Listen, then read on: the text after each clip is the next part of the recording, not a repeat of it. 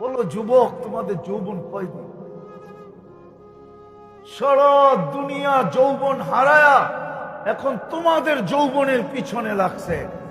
আমি জানি, আমি সারা দুনিয়া চিনি, আমি 7 মহাদেশ চিনি, আমি দুনিয়ার সমস্ত উন্নত দেশ চিনি, শুধু একটা ছাড়া, নিউজিল্যান্ড যাই না। দুনিয়ার সব উন্নত দেশ আমি 7 মহাদেশ চষা বেড়াইছি। 103টা দেশ তো এমনি হয় নাই, এমনও দেশ আছে আমি 20 বার গেছি, এমনও দেশ আছে। আমি তোমাদেরকে ঘুরে বলতেছি, যৌবন কতদিন? দুনিয়া তো যৌবন থেকে শূন্য হয়ে গেছে। এই জন্যই তো তোমাদের পিছে লাগছে।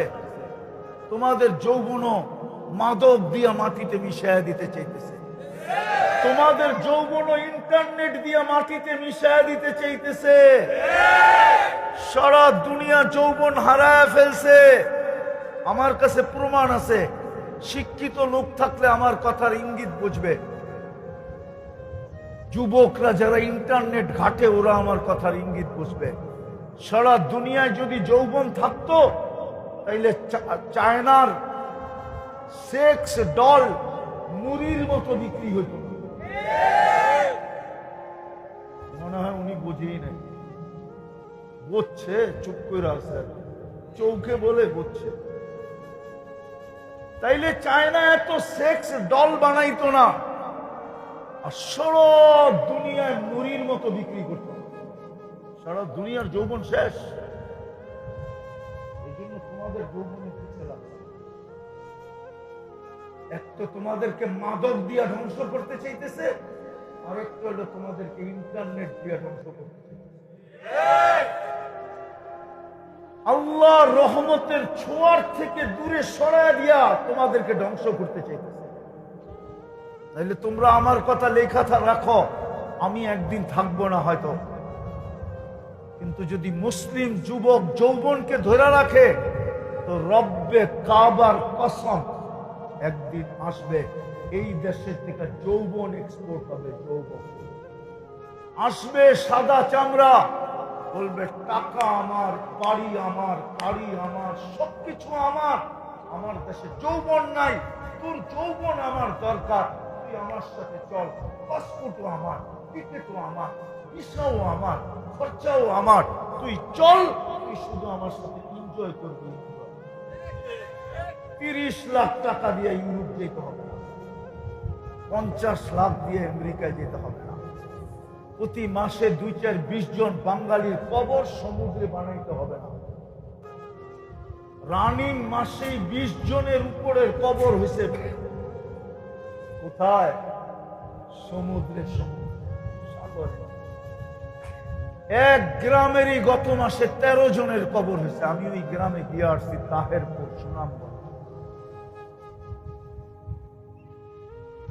আর মারা যাওয়ার 2 দিন পরে আমি ওই গ্রামে গেছি। আমার প্রোগ্রাম ছিল তাহেরপুরে।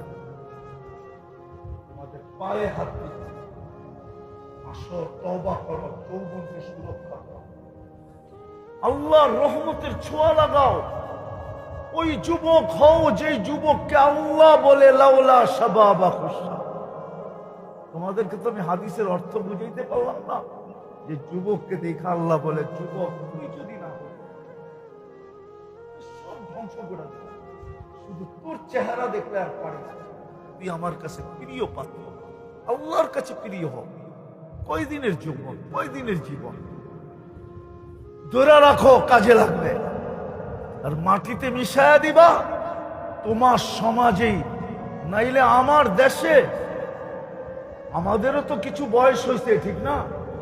হ্যাঁ, আমাদের ছোটবেলা তো আমরা এত হারবালের দোকান দেখি না। আজকে 2-4-50টা দোকান আছে মাদক দিতে হারবাল। না, হুজুর বিশ্বাস করতে চায় না। এত হারবালের দোকান বাড়লো কেন? অনলাইনে হারবাল বিক্রি হয় কেন? মুড়ির চেয়ে বেশি বিক্রি হয় অনলাইনে। জিজ্ঞেস করো নগরে কেন?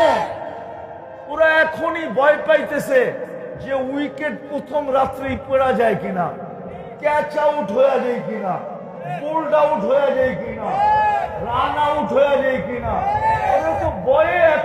কপাল খুঁজতেছে। কি রাগ হয়ে গেল? গাড়ি আটকায় দিলে কও, আগেই 999 ফোন করে রাখো। আমি তোমাদের গীতা খানকে পায়ে ধরে বলছি, আমি দুনিয়া ঘুরে বলতেছি। আমি 2008-এ বেলজিয়াম গেছি। বেলজিয়াম ওই 2008-এ আমার এক সফরে 25 দেশ চলতেছিল। 25 দেশের সফর এক ভ্রমণে।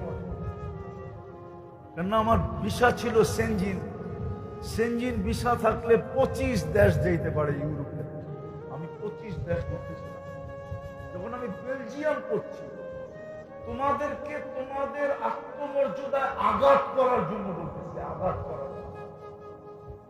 বেলজিয়ামে যখন আমি পড়ছি, আমি বেলজিয়ামের মেয়েদেরকে দেখছি, একদল যুবক আছে, আরব যুবক, যারা পাক্কা দিনদার।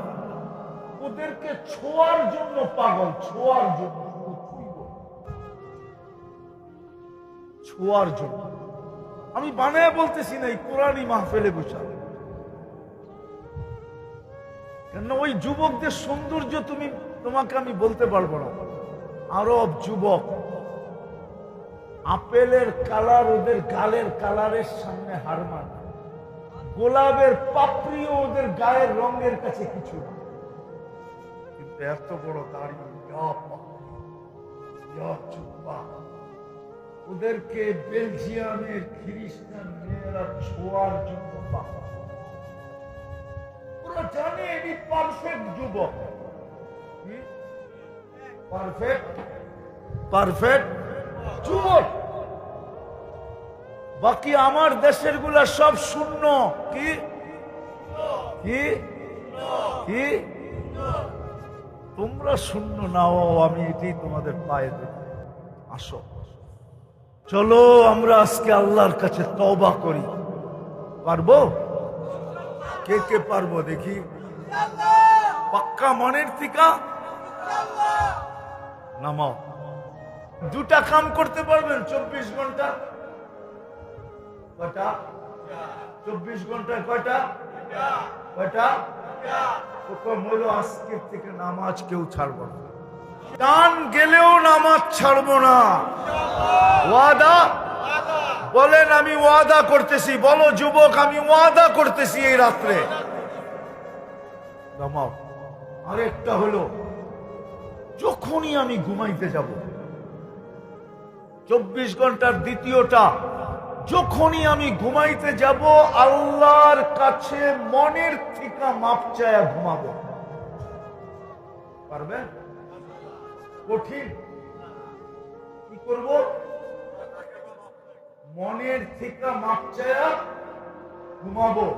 আমি আপনাদেরকে গ্যারান্টি দিতে পারি, 6 মাস করেন কন্টিনিউ, আপনি যা স্বপ্নে দেখবেন ওটা বলার জন্য আমাকে খোঁজবেন। আলহামদুলিল্লাহ, শুধু আমরা না, আমাদের যুবকরা না, অন্য ধর্মের যুবকরাও পরীক্ষামূলক কইরা এই পর্যন্ত কয়েকজন আলহামদুলিল্লাহ আমাদের ধর্মে ঢুকে গেছে, আর কয়েকজন এখনো পাইপলাইনে আছে ঢুকার জন্য। আমি অহংকার করে বলতেছি না, প্রচারের জন্য বলতেছি না, বরং এগুলা প্রচার মানুষের জন্য বিপদটাই না আনে। কিন্তু আমি যুবকদের জন্য বলতেছি, যদি একজন বিধর্মী পরীক্ষামূলক করার দ্বারা ইসলামের প্রতি আগ্রহী হয়, শুধু স্বপ্নে যা দেখে তার দ্বারা, যা দেখছে স্বপ্নে তার দ্বারা, বাবা যুবক তুমি কি দেখবা? আছে আমার কাছে শত শত প্রমাণ আছে।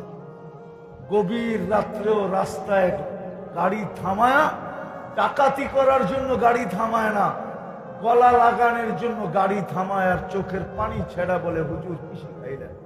কি করতেছি? আল্লাহ কি দেখাইতেছে? আমি চাই তোমরা জান্নাতি যুবক হও। তোমাদেরকে আল্লাহ কিনো, আল্লাহর রহমতের ছোঁয়া তোমাদের পারবা করতে? ওয়াদা?